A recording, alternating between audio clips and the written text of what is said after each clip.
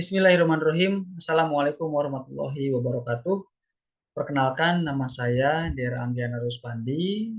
Saat ini saya sedang menempuh pendidikan magister di Universitas Negeri Jakarta, jurusan manajemen dengan konsentrasi pemasaran.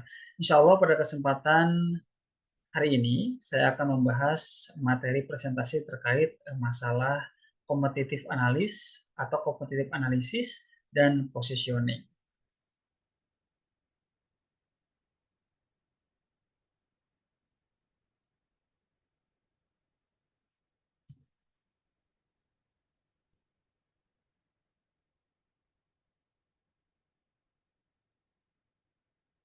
Baik, competitive positioning ini merupakan salah satu alat untuk mengetahui suatu posisi, atau saya ulangi, untuk mengetahui suatu posisi perusahaan dalam suatu pasar. Sehingga dari analisis tersebut tentunya suatu perusahaan ini dapat mengetahui langkah-langkah apa saja yang kira-kira harus dilakukan oleh perusahaan untuk menghadapi tantangan industri melalui struktur persaingan. Nah, dalam positioning ini tentunya harus ada pembanding.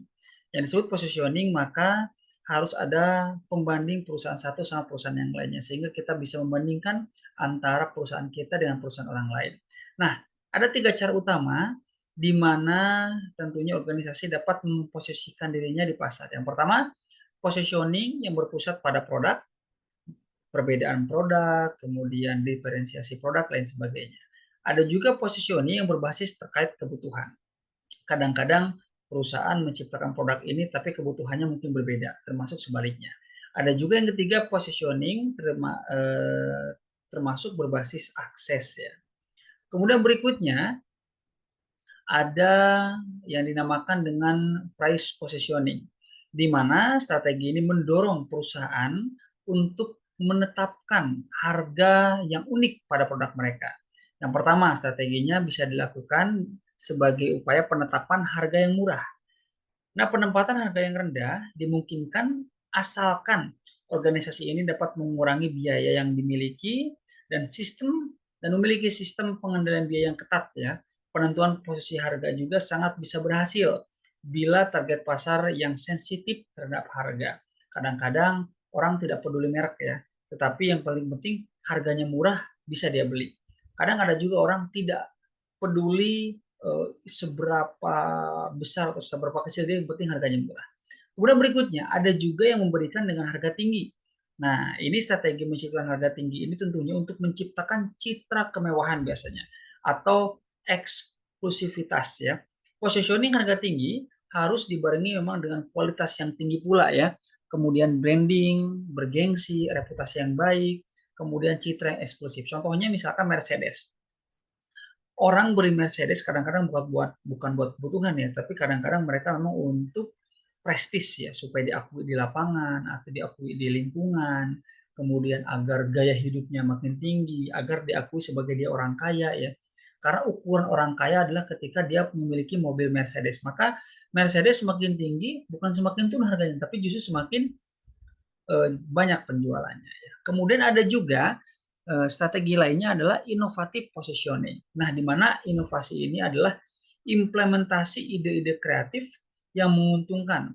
Kreativitas mengarah pada pengembangan ide produk baru yang kemudian direkomendasikan oleh organisasi. Yang pertama, ada inovasi dalam produk.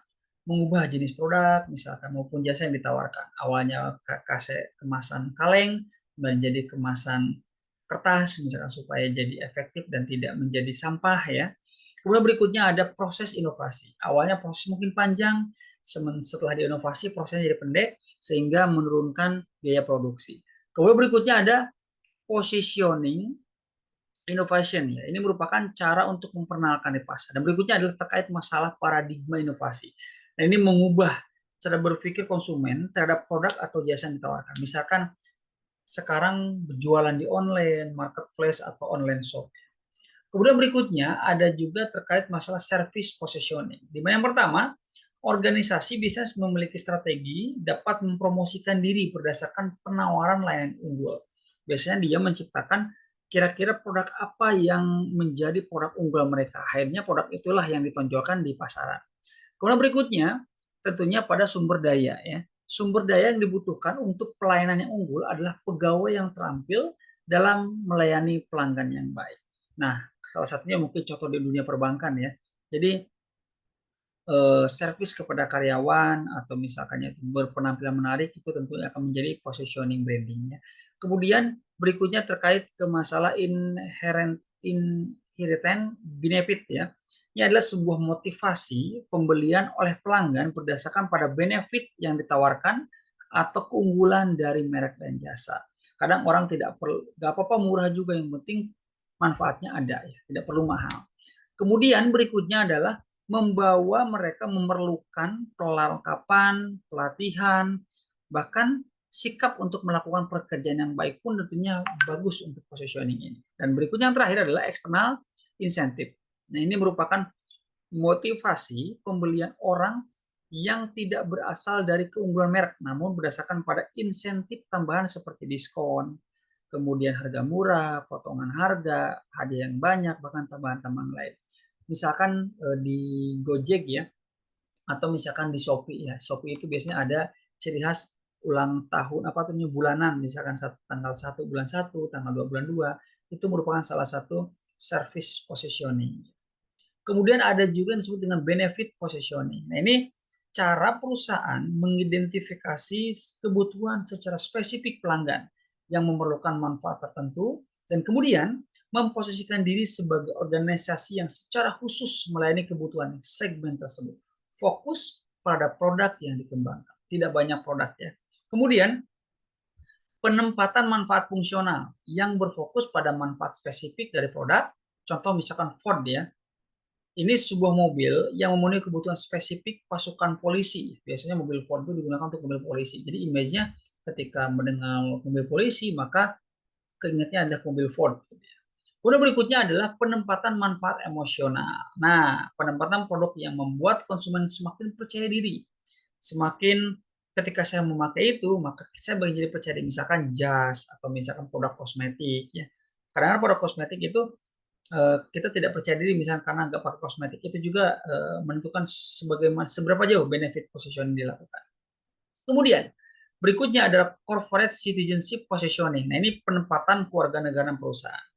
Yang pertama pengertiannya adalah ini merupakan suatu cara pandang perusahaan dalam bersikap dan berperilaku ketika berhadapan dengan pihak lain, misalnya pelanggan, pemasok, masyarakat, pemerintah, atau pemangku kepentingan lainnya. Kemudian apa yang mempengaruhi reputasi? Bagaimana corporate citizenship ini mempengaruhi reputasi? Pertama, tentunya corporate citizenship ini membantu menciptakan praktik bisnis yang bertanggung jawab, membangun keterlibatan masyarakat, ada pertukaran nilai di sana antara perusahaan dengan masyarakat luas. Misalkan atau manfaatnya ya bisa meningkatkan reputasi perusahaan, meningkatkan keunggulan kompetitif, membantu memperbaiki kualitas hidup manusia, memberikan akses dalam pemberdayaan masyarakat. Misalkan sebuah perusahaan di Cikarang misalkan, itu misalkan Honda di Cikarang, membuat perusahaan di Cikarang, maka karyawan yang diberdayakan adalah masyarakat yang KTP-nya asli Karawang atau Cikarang, sehingga manfaat ini tentunya dirasakan langsung oleh masyarakat setempat. Ketika masyarakat setempat sudah merasakan manfaat dari perusahaan tersebut, maka image masyarakat terhadap Honda atau perusahaan tersebut akan membaik karena bisa membantu menjadi opsi mata pencaharian masyarakat sekitar. Gitu ya. Kemudian ini sebagai salah satu contoh saya mengambil ini positioning pada kendaraan motor ya. Nah, ini sedikit selayang pandang terkait situasi kondisi penjualan kendaraan roda 2 ya di dalam negeri yang mencapai 516 ribuan ya pada Oktober 2023 yang lalu, naik sekitar 1,24% dibanding September. Kemudian sama halnya juga dengan penjualan ekspor yang mencapai 52 ribu unit ya pada Oktober dan capaiannya naik menjadi 2,33% secara bulanan, namun melemah secara year on year-nya. Nah, ini volume penjualan seperti yang grafik ini kita lihat ya, masih fluktuatif, tetapi meskipun begitu, penjualan kendaraan bermotor masihlah sangat tinggi. Kemudian, dalam penjualan motor ini ada positioning penentuan harga ya. Yang pertama, dalam kendaraan bermotor itu positioningnya ada sebagai alat transportasi. Motor lebih murah daripada kendaraan motor lainnya. Kita butuh datang ke kantor dengan cepat ya.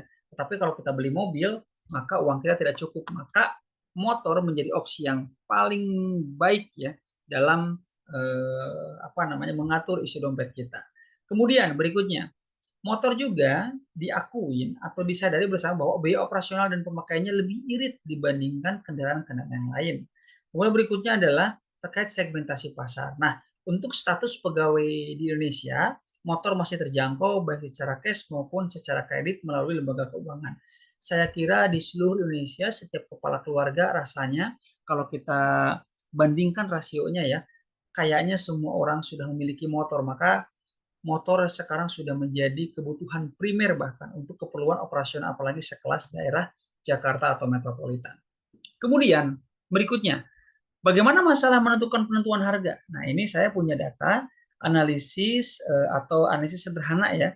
Ini sebagai contoh aja, Asosiasi Industri Sepeda Motor atau AISI merilis data penjualan kendaraan roda 2 pada periode Oktober terbaru kemarin bahwa yang paling banyak penjualan untuk saat ini adalah di Honda ya, kemudian disusul Yamaha, Kawasaki, Suzuki, dan TVS.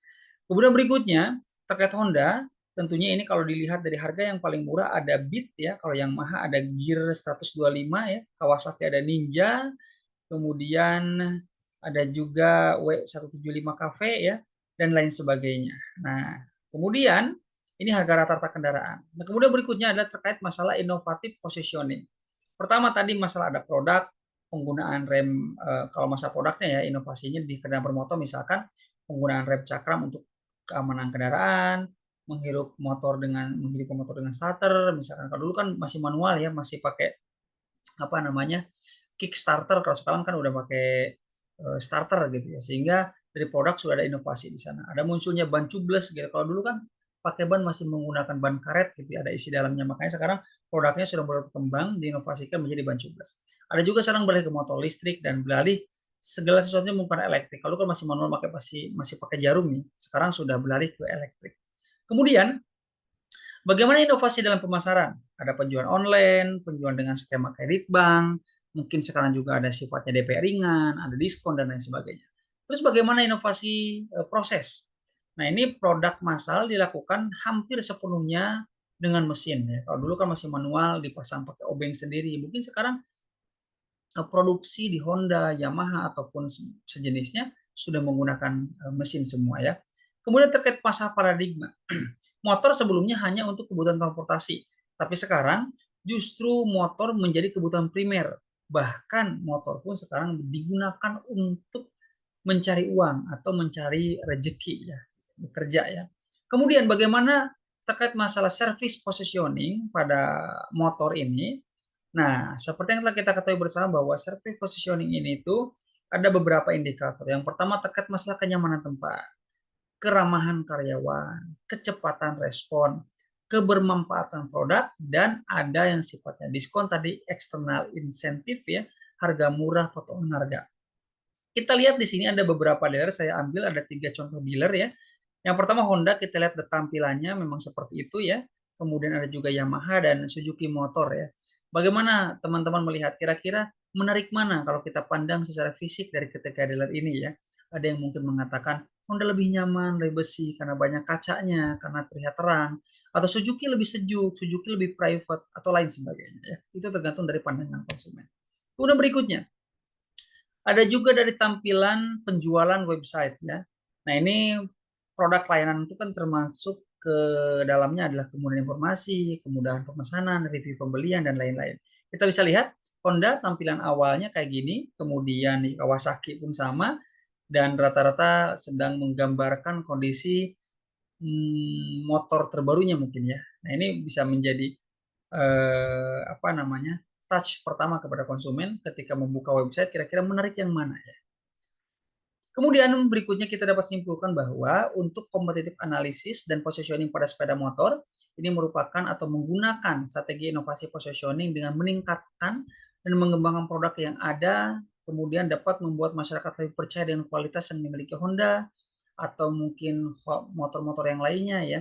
Sehingga dapat disimpulkan bahwa positioning dan kompetitif ini sangatlah diperlukan oleh perusahaan sehingga perusahaan bisa memaksimalkan penjualan, bahkan kalau bisa menekan biaya-biaya operasional. Itu tadi sekilas atau materi kita bab 3 terkait masalah positioning ya, dan studi kasusnya tadi terkait masalah untuk kendaraan roda 2 atau disebut dengan motor. Mudah-mudahan presentasi yang saya sampaikan pada kesempatan hari ini bisa bermanfaat dan bisa memberikan inspirasi, bisa memberikan ilmu tambahan, bisa menjadi bahan referensi untuk bahan-bahan diskusi lainnya. Sekian, saya Dera Anjandra Ruspandi. Mudah-mudahan juga terakhir ini bisa memberikan apa namanya, memenuhi salah satu tugas mata kuliah dengan nilai yang terbaik tentunya untuk pemasaran atau manajemen pemasaran strategik. Sekian, wassalamualaikum warahmatullahi wabarakatuh.